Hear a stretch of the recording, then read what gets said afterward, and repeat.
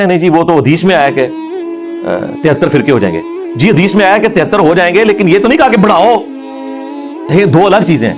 غیبی خبر کو انہوں نے عقیدہ بنا لیا.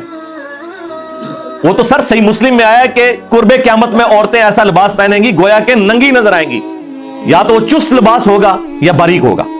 تو اس کا کیا مطلب ہے کہ نبی الاسلام نے ہمیں یہ حکم دیا ہے کہ اپنی عورتوں کو ننگا لباس پہنانا ہے, یا یہ مطلب ہے کہ ایسا ہوگا تم نے نہیں کرنا کہ میری امت کے 72 فرقے جہنم میں جائیں گے اور صرف ایک جنت میں جائے گا؟ اور وہ نبی الاسلام نے اسے فرقہ نہیں فرمایا, فرمایا ہی الجماع, وہ ہوگی جماعت, مین سٹریم کی امت. اور فرق عربی میں کہتے ہیں ٹوٹ کے الگ ہونے کو. ایک درخت سے جب پتا ٹوٹتا ہے نا تو اس پتے کو کہا جاتا ہے یہ فرق ہو گیا. اس سے پتا نہیں کہہ سکتا یہ درخت بھی ایک فرقہ ہے اور میں بھی ایک فرقہ ہوں. سمجھ آئی؟ تو اسلام ایک درخت تھا. نبی الاسلام کے مبارک زمانے میں صحابہ اہل بیت ایک گروہ تھے, کوئی فرقے نہیں تھا.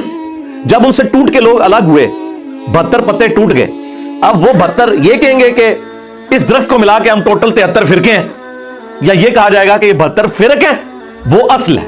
اس لیے میرا چیلنج ہے, کسی حدیث میں اس جنتی گروہ کو فرقہ نہیں کہا گیا.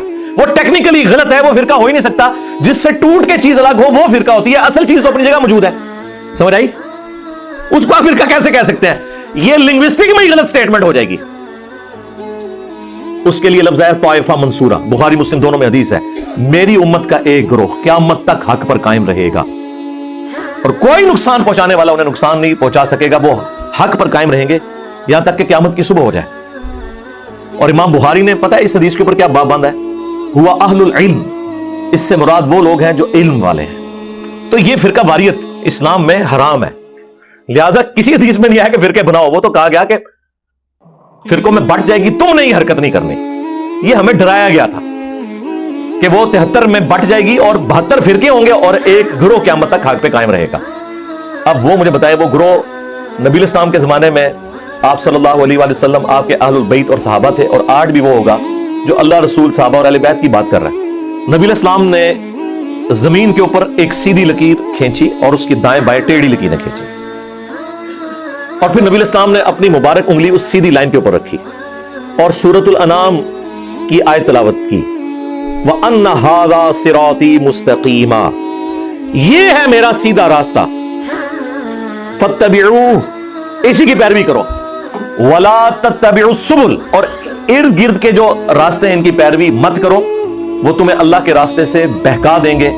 یہی وہ چیز ہے جس کی اللہ تعالیٰ تمہیں وصیت کرتا ہے تاکہ تم ڈر جاؤ. یہ نبی الاسلام نے تلاوت کی, اور پھر نبی الاسلام نے ساتھ فرمایا کہ یہ سیدھا راستہ میرا راستہ ہے, یعنی نبی الاسلام کا راستہ, اور یہ ارد گرد جو ٹیڑھے راستے ہیں نا یہ شیطان کے راستے ہیں. اور نبی الاسلام فرمایا ہر راستے کے اوپر ایک شیطان بیٹھا ہوا ہے جو تمہیں اپنی طرف بلا رہا ہے. یعنی یہ جو کہہ رہے ہیں ساڑھے فرقے جاڑو جنتی فرقہ ساڑھا ہے, جہاں تھوڑے بارے اللہ نبی صاحب 10 گئے بے فکر ہو. بلکہ سنن ابن ماجہ میں ایک روایت جو ہے نا یہی والی حدیث, اس میں تو نبی الاسلام نے 2 لکیریں دائیں کھینچی اور 2 لکیریں بائیں کھینچی, اور آپ فرمایا یہ چاروں شیطان کے راستے ہیں. ہائے ہائے ہائے, ایک کہتے چاروں حق پہ ہیں, حضور نے کہا چاروں شیطانی راستے ہیں اور بیچ میں میرے والا راستہ ہے. مجھے تو لگتا ہے تو ہم نہیں کہہ کے کہنے, اور اس میں اماموں کا قصور نہیں ہے, ذہن میں رکھیے گا.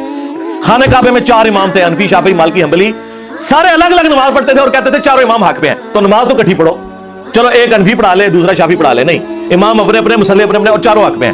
انہوں دھوکا دے رہے ہو, کاڑیاں بند کرو. اہدنا الصراط المستقیم, اے اللہ ہمیں چلا سیدھے راستے پر, راستوں پر نہیں. ہاں کہتے ہیں نہیں سارے ہی حق پہ ہیں, چاروں فقہ حق کے اوپر ہیں.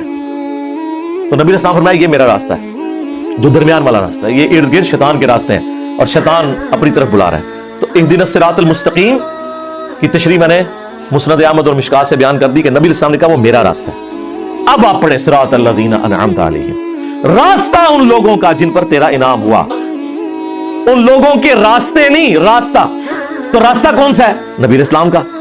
اس کا مطلب ہے یہ کہ جس طرح اللہ نے اپنے نبی علیہ السلام کے ذریعے امت کو ہدایت دی, ایک راستہ بتایا, اور اس کے اوپر صحابہ اکرام اور اہل بیت چل کر کامیاب ہوئے, اس طرح ہمیں بھی اسی راستے پہ چلنے کی توفیق دے. صراط الذین انعمت علیہم کا مطلب یہ ہے.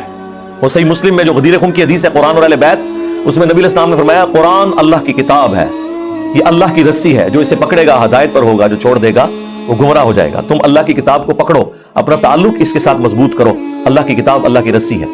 یہ کون سی دین کی خدمت ہے؟ فرقوں کے اندر گھس جانا, قرآن تو پورا اس کے خلاف ہے. وَاعْتَصِمُوا بِحَبْلِ اللَّهِ جَمِيعًا وَلَا تَفَرَّقُوا، تم سب کے سب مل کر اللہ کی رسی کو مضبوطی سے تھام لو اور فرقوں میں مت بٹو. اس آیت کے اوپر کسی نے عمل نہیں کرنا. اور دیکھیں رسول اللہ کو سینٹرڈ کر کے اللہ تعالیٰ نے قرآن میں سورۃ الانعام کے اندر کیا ارشاد فرمایا؟ بے شک جنہوں نے اپنے دین میں فرقے بنا لیے اور اپنے آپ کو گروہوں میں بانٹ لیا، لست منہم فی شیء، اے نبی آپ کے ساتھ ان کا کوئی تعلق نہیں ہے. بے شک وہ کہتے رہے کہ غلامی رسول میں موت بھی قبول ہے، لبیک یا رسول اللہ کہتے رہے، ٹھیک ہے جی، نعرہ تکبیر لگاتے رہے، جو مرضی، آپ کے ساتھ ان کا کوئی تعلق نہیں. جنہوں نے گروہوں میں بانٹ لیا اپنے آپ کو اور فرقہ واریت پھیلائی، معاملہ اللہ کے سپرد ہے. پھر اللہ انہیں بتا دے گا جو دنیا میں انہوں نے کرتوت کیے تھے. اب یہ آیت اسپیسیفکلی یہود و نصارہ کے بارے میں نازل ہوئی کہ انہوں نے دین میں فرقے بنائے ہیں. اے نبی آپ کا ان سے کوئی تعلق نہیں ہے. یار ایک بار کی پارٹی فرقے بنائے اور سیدنا ابراہیم خلیل اللہ کے دین کو چھوڑ دے، اگرچہ اپنے آپ کو ابراہیمی کہتی ہو، کرسچن بھی کہتے ہیں ہم ابراہیمی ہیں، نصارہ بھی کہتے ہیں ابراہیمی ہیں، اس کے باوجود رسول اللہ کو کہا جا رہا ہے صلی اللہ علیہ وسلم آپ کا ان سے کوئی تعلق نہیں ہے. اور اگر نبی کے اپنے ماننے والے یہ کام کریں تو انہیں تو پڑیں گے لتر. وہ دوسروں کی غلطی نہیں برداشت کی جا رہی، اپنوں کو چھوڑتا ہے کوئی؟ کس لیول پہ اتر کے؟ ما کان ابراہیم یہودی ولا نصرانی ولکن کان حنیفا مسلما وما کان من المشرکین. اوے ابراہیم نہ تو یہودی تھے نہ نصرانی تھے، وہ تو سب سے ٹوٹ کر ایک اللہ کے ہو گئے تھے اور وہ مشرک نہیں تھے. ملت ابیکم ابراہیم هو سماکم المسلمین من قبل وفی ھذا، پیروی کرو ابراہیم کی ملت کی جس نے تمہارا نام مسلم رکھ دیا تھا، من قبل اس قرآن کے نزول سے پہلے، وفی ھذا اور اس کتاب میں ہم نے بھی تمہارا نام مسلم رکھ دیا.